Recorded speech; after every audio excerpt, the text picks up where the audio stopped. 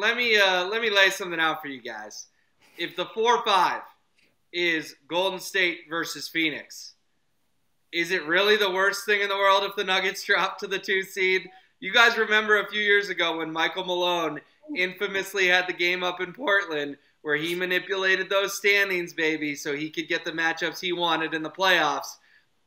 Jake says they're going to have to play hard the final 13 games. I'm kind of whispering this, but do they really need to play hard? Is the 2 seed the worst thing in the world? If Phoenix and Golden State are the 4-5, I'd much rather be the 2 than the 1. Take that to the bank. Oh, I like that take though, Will. Actually, that's a really solid point there, Jake. Yeah, and looking at it right now on my phone, Phoenix is almost locked in at being the 4.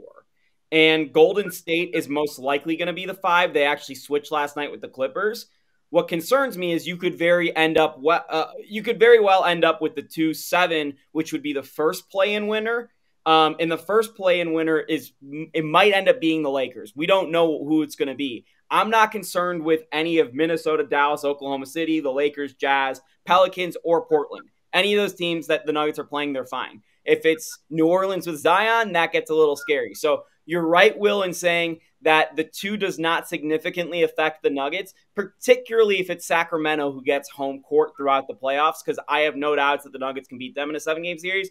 But if it's you have to play a Game 7 in Memphis for the Western Conference, that's when it starts to get scary, and the Nuggets are so much better at home.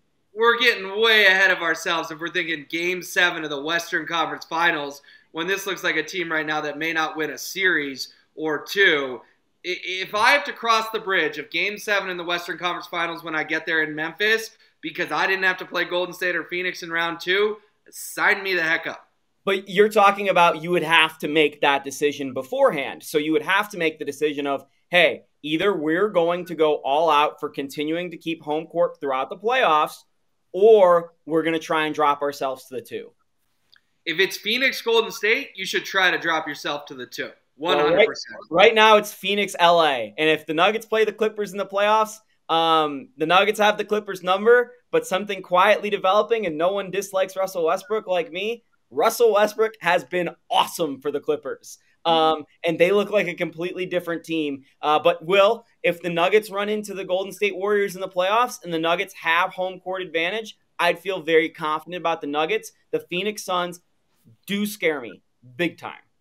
Well, I guess to real quick just put a ball on this, it depends on which version of the Nuggets we're getting, right? Because I think all our heads are clouded by the last 4-game Nuggets.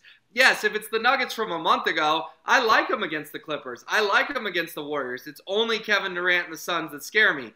If it's the Nuggets from the last 4 games, the Warriors scare me, the Clippers scare me, the Suns scare me, the Pelicans with Zion scare me, the Lakers if LeBron and AD are back. Like, you know what I'm saying? Like, it Bro, totally the Jazz should scare you.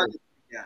The Jazz should scare you if it's the Nuggets of the last 4 games. They just lost to the Spurs. Oh, the Houston Rockets should scare us. Right. If it's the last 4 games. Yeah. Yeah.